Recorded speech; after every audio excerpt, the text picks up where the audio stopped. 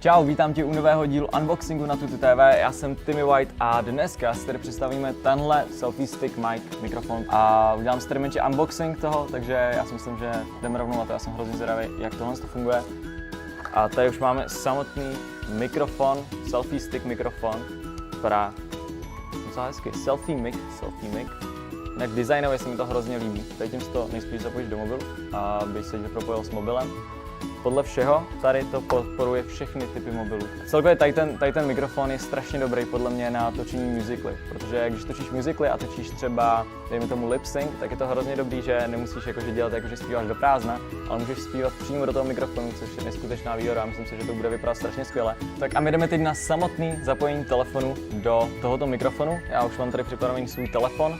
Úplně intuitivně si tady ten kabel zapojíš do svého telefonu přímo tady do té zdířky, jako když jsme na sluchátka. A nasadíš si to normálně na selfie stick.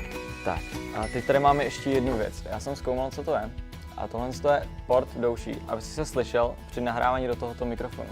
Protože ten mikrofon je fakt real. Bacha, je to docela krátký, takže nesmíš ten mikrofon mít takhle, protože to by ti nedosáhlo k uchu. Takže musíš si ten mikrofon dát takhle přímo k sobě, zapojíš to do toho mikrofonu a za chvilku bys se měl nějakým způsobem slyšet. A už se teď maličko už se slyším. No a já už teď jdu vyzkoušet samotný mikrofon na aplikaci Musical.ly, takže jdem to napojit a jdem to vyzkoušet. Tak jo, já jsem připravený na natočení Musical.ly, jak vidíš, tak už mám tady zapnutý Musical.ly, moje Tom Chudova a máme tady první video, který bych chtěl natočit. To je skvělá písnička, tak tu určitě natočíme. Myslím si, že při natočení té písničky budeš vypadat hodně cool, protože máš tady ten mikrofon a bude to jakože fakt zpíváš, akorát já bych to potřeboval maličko dál, no nevadí, je to tady maličko přisvětlený. Tak, teď si hodím ještě nějaký zkrášlovací efekt, ten je dobrý. Tak jo, a já si myslím, že můžeme jít na to natočit. Takže 5, 4, 3, 2, 4 sladce a bude to dobrý.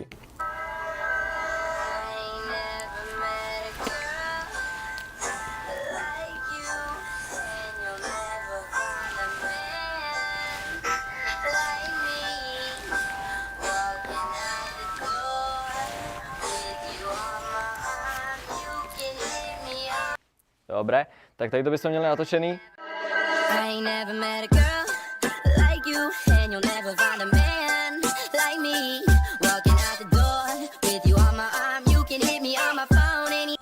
Fakt jako mě to baví, vypadá to fakt skvěle a hlavně se ti přitom netřese to video. Že vždycky, když to natáčíš normálně na ruku, tak máš taky roztřesený, ale tady s tím v podstatě s tou selfie tyčí, navíc mikrofonem, tak to vypadá fakt jako stylově.